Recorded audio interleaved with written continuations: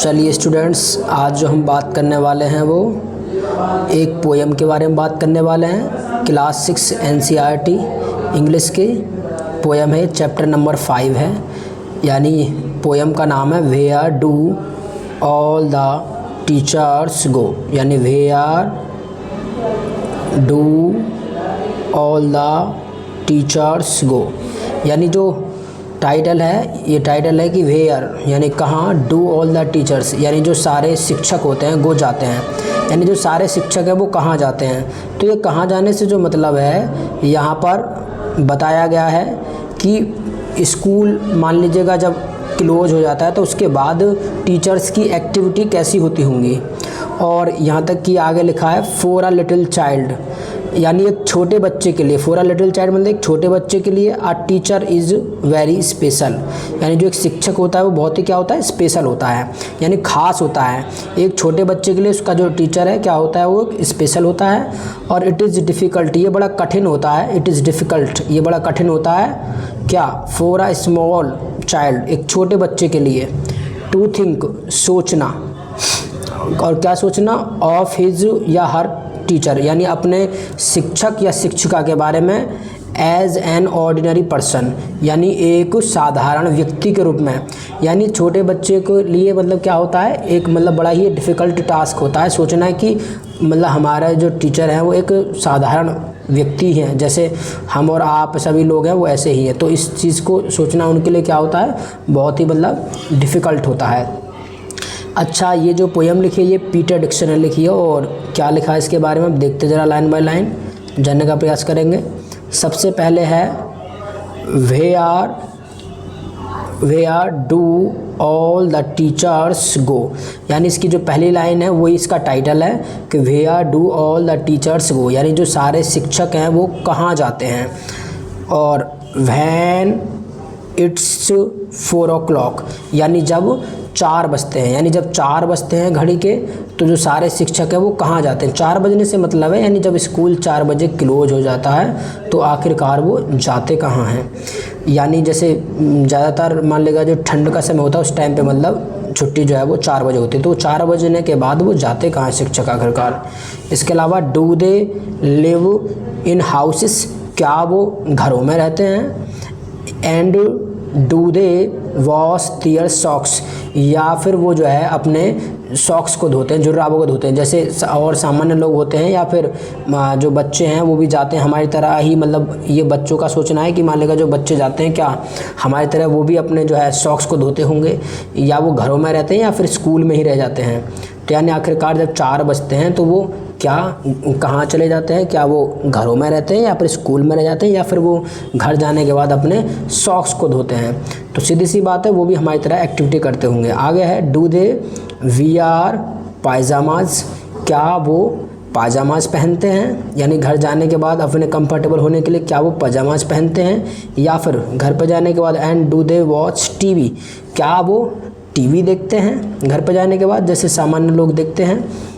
And do they pick दियर नोसिस, या फिर वो क्या वो भी मतलब जो है नोसिस को मतलब साफ़ करते हैं, मतलब नाक साफ़ करना जैसे कि सामान्य लोग करते हैं, क्या वो भी करते हैं। The same as you and me, जैसे कि तुम और मैं, जैसे कि तुम और मैं करते हैं, क्या वो भी इसी तरीके की एक्टिविटी करते हैं।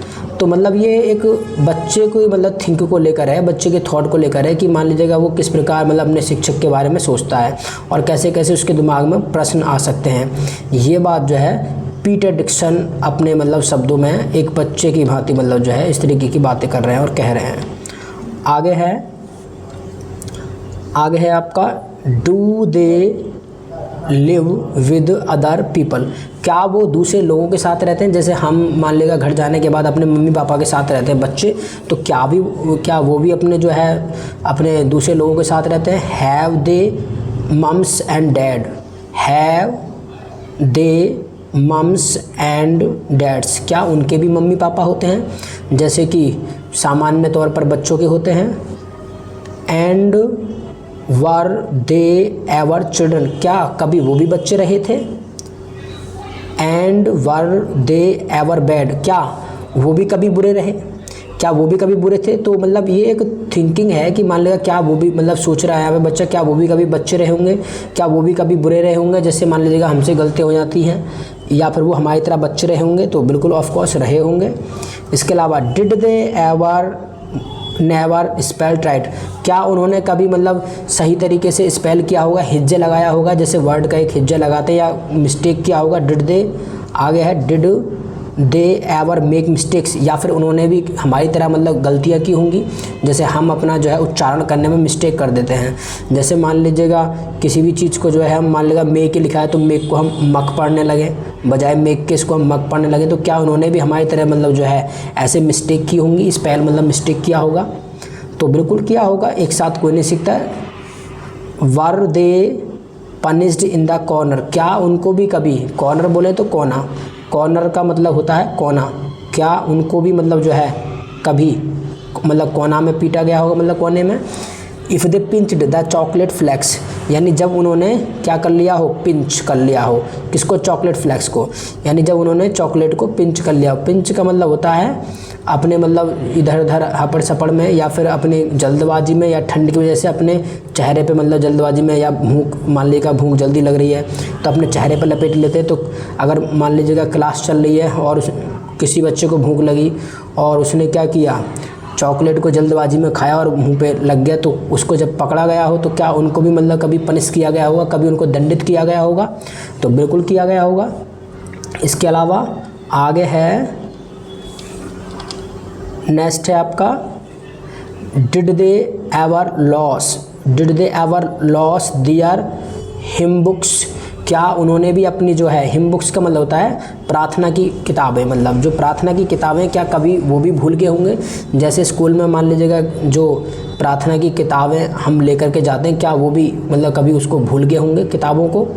इसके अलावा did they ever leave their greens, greens का मतलब होता है सब्जी। जैसे मान लीजिएगा कई बार क्या होता है कि हमने खाना खा लिया या दूसरे के में से मान लीजिएगा सब्जी में से खा लिया, अपनी सब्जी बचा दी, तो क्या उन्होंने भी कभी मतलब जो है सब्जी को छोड़ दिया होगा, क्या ऐसा रहा होगा, बिल्कुल रहा होगा। Did they scribble on the desktops, scrabble होता है किलम कट्टी करना, जैसे कि किलम कट्टी इस तरीके से करने लग जाते हैं कुछ भी मतलब डेस्क पे, तो क्या उन्होंने भी डेस्कटॉप पर इस तरीके की मतलब किलम कट्टी की होगी, कुछ भी मतलब उल्टा पुल्टा खींचना। जैसे आप मान लीजिए सामान्य तौर पे बच्चे जो है लिखते रहते हैं क्लास में, अपना नाम लिख दिया, दोस्त का नाम लिख दिया, या कुछ और किलम कट्टी गुड़िया गुड्डा बना दिया, तो क्या वो भी मतलब जो है डेस्कटॉप पर जो है इस तरीके की किलम कट्टी करते होंगे, तो बिल्कुल करते होंगे। इसके अलावा did they wear old dirty jeans, क्या उन्होंने भी कभी मतलब जो है गंदी जींस पहनी होगी, तो बिल्कुल पहनी होगी। इसके अलावा आगे है, अब 4 लाइनें बची हैं। अब यहाँ पर पीटर डिक्सन जो है अपने आप को ले आते हैं। अब यहाँ पर पीटर डिक्सन अपने आप को ले आ रहे हैं और यहाँ पर क्या कह रहे हैं, आई विल, यहाँ पर पीटर डिक्सन कहना चाहते हैं आई विल फॉलो वन, मैं किसी एक को फॉलो करूँगा, यानी किसी के मैं पीछे जाऊँगा, किसी टीचर के पीछे। Follow one back home today, आज मतलब मैं किसी शिक्षक के पीछे उनके घर तक जाऊँगा। इसके अलावा आई विल फाइंड आउट, और मैं जानने की कोशिश करूँगा या फिर खोजूँगा व्हाट दे डू, यानी जो वो करते हैं, यानी जो वो करते हैं मैं उसे जानने की कोशिश करूँगा। यानी आज मैं एक शिक्षक के पीछे घर तक जाऊँगा और मैं वहाँ पर जानने का प्रयास करूँगा कि वो जो है जो काम करते हैं वो आखिर करते क्या हैं। इसके अलावा then I will put it in a poem, तब मैं उसको जो है इसी मतलब एक पोएम में मतलब उन सब बातों को मैं लिख दूंगा। यहाँ पुट का मतलब रखने से नहीं है, पुट का मतलब है लिख दूंगा। और इसके अलावा आगे है that they can read to you, और उसके बाद वो जो है तुमको सुना सके, यानी एक टीचर जो है वो तुमको पढ़ के सुना सके। तो ये पीटर डिक्सन का भाव है कि मैं किसी एक शिक्षक के पीछे घर तक जाऊंगा और मैं ये देखूंगा कि वो घर पे जाकर के क्या क्या एक्टिविटी करते हैं, और उसके बाद मैं उसको एक पोएम में लिखूंगा और वो पढ़ करके तुमको सुनाएंगे कि भाई ये एक्टिविटी हम करते हैं। तो ये पीटर डिक्सन की एक शानदार पोएम है जो लिखी है पीटर डिक्सन ने। तो आई होप, मैं उम्मीद करता हूँ कि समझ आया होगा। एक बार फिर से देख लेते हैं अगर देखना चाहो तो। यानी यहाँ पर एक where do all the teachers, मतलब टीचर्स जाते क्या हैं उसका भाव है। तो पहली 4 लाइनों में कहा गया है कि भाई जब 4 बजते तो आखिरकार टीचर जाते क्या, क्या वो अपने घरों में रहते हैं या फिर अपने वो सॉक्स को धुलते हैं। तो बिल्कुल सामान्य तौर पर जैसे बच्चे करते हैं ऐसे काम वो भी करते होंगे। इसके अलावा डू दे वियर, क्या वो पजामा पहनते हैं, क्या वो टीवी देखते हैं, क्या वो अपनी नाक साफ करते हैं जैसे हम और तुम करते हैं। इसके अलावा do they live with other people, do they with other people, क्या वो दूसरे लोगों के साथ रहते हैं जैसे कि बच्चे रहते हैं, क्या उनके भी मम्स एंड डैड्स होते हैं, उनके मम्मी पापा होते हैं, या फिर कभी वो भी बच्चे रहे हैं या कभी वो भी बुरे थे। इसके अलावा क्या उन्होंने कभी स्पेल जो है राइट किया होगा या उन्होंने भी कभी मिस्टेक की होगी, या चॉकलेट जल्दबाजी में खाने के चक्कर में मुंह पे लपेट लिया हो और उनको कभी डांट पड़ी होगी, या कभी उन्होंने अपनी जो है प्रार्थना की किताबें घर भूल गए होंगे, या कभी उन्होंने मतलब जो है सब्जी को मतलब छोड़ दिया होगा, क्या उन्होंने डेस्कटॉप पर जो है किलम कट्टी की होगी। तो यहाँ पर ये क्या है, एक सवाल हो रहे हैं, मतलब एक जैसे स्टूडेंट्स लेवल पे सोचता है कि भाई ऐसा ऐसा वो करते होंगे। और did they wear old dirty jeans, क्या उन्होंने मतलब जो है कभी पुरानी जींस पहनी होगी। इसके अलावा अब यहाँ पर वही पीटर डिक्सन कह रहे हैं कि भाई मैं एक दिन ऐसा करूँगा कि मैं किसी शिक्षक के पीछे जाऊँगा और मैं वहाँ जानने की कोशिश करूँगा वो जो काम करते हैं, और उसके बाद मैं उसको पोएम में अपने लिखूँगा और फिर जो है वो टीचर जो है तुमको उसको पढ़ करके सुनाएंगे। तो ये पीटर डिक्सन की पोएम थी।